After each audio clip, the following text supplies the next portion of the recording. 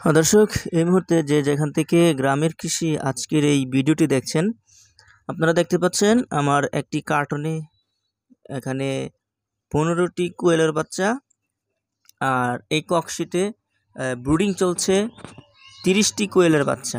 এটা আমি incubator machine দিয়ে ফুটিয়েছি। আপনারা দেখতে পাচ্ছেন এই যে ককশিটে যেই কোয়েল পাখির বাচ্চাগুলো দেখছেন, এটি গতকালকে ফুটেছে, সকালে ফুটেছে। হ্যাচার থেকে বের করে আমি গতকাল বিকেলে এই ব্রুডিংয়ে ব্যবস্থাপনায় রেখেছি। আর এটির বয়স আজকে 9 দিন হয়েছে। দেখেন মাশাল্লাহ কত চঞ্চল পাখিগুলো, কত সুন্দর। একটা পাখি দেখতে পাচ্ছেন, এটা আসলে ডিম থেকে ফুটেছে এমন, হয়তো প্যারালাইসিস হয়েছে না প্রতিবন্ধী এমনটি। আলহামদুলিল্লাহ পাখিটি এখনও বেঁচে আছে। আজকের এই যে 9 দিন বয়সের পাখির ওজন হচ্ছে আজকে 18 গ্রাম। এটির ওজন 18 গ্রাম। আজকে আমি স্কেল দিয়ে মেপেছি। প্রত্যেকটি একই রকম। আর যে পাখিটি প্রতিবন্ধী পাখি যেটি রয়েছে, এটি 14 গ্রাম হয়েছে। অর্থাৎ এই অন্যান্য যে সুস্থ সবল বাচ্চাগুলো রয়েছে, সে সুস্থ সবল বাচ্চাগুলো থেকে এটা 4 গ্রাম কম।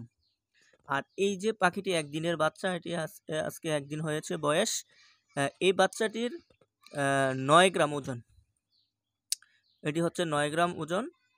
মাশাল্লাহ, আলহামদুলিল্লাহ, অনেক সুস্থ সবল বাচ্চাগুলো রয়েছে। আপনারা দেখতে পাচ্ছেন বাচ্চাগুলো খানা খাচ্ছে। আমরা দেখতে পাচ্ছেন এর সাথে আমি লাইসুবিটের পানি দিয়ে রেখেছি বর্তমানে। এখন গতকাল রাত্রে আমি গ্লুকোজ খাইয়েছি প্রথমে, তারপর লাইসুবিট, তারপর আবার গ্লুকোজ, এখন আবার লাইসুবিট দিয়েছি, লাইসুবিটের পানি দিয়েছি। পাখিগুলো খাচ্ছে, দেখেন পাখির বাচ্চাগুলো অনেক সুন্দর। আমি ইনকিউবেটর মেশিন দিয়ে ফুটিয়েছি, তবে ইনকিউবেটর মেশিন যেটিতে ফুটিয়েছি সেটি আমি দেখাচ্ছি। তবে সেটিতে হাঁসের বাচ্চা, হাঁসের ডিম এবং কোয়েল পাখির ডিম একসাথে আমি বসিয়েছিলাম, তো এটি ফুটেছে।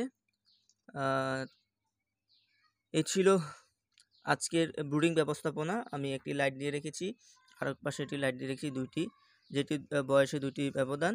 এটিকে আমি এটি আজকে 9 দিন হয়েছে বয়স, এটি আমি আর 3 থেকে 4 দিন ব্রুডিং ব্যবস্থাপনায় রাখবো, তারপর খাঁচায় তুলে দেব। যখন খাঁচায় তুলে দেবো তখন ভিডিও আকারে আমি আপনাদেরকে দেখাবো। তখন আরও একটি ভিডিও নিয়ে আসব। আর কমেন্ট বক্সে আপনাদের মতামতগুলো জানাবেন। আপনাদের সাপোর্ট ভালোবাসা পেলে অবশ্যই আমি এই ধরনের ভিডিও আরও তৈরি করে এই চ্যানেলে আপলোড করব। সকলের সুস্বাস্থ্য কামনা করে আজকে এই পর্যন্তই। আল্লাহ হাফেজ।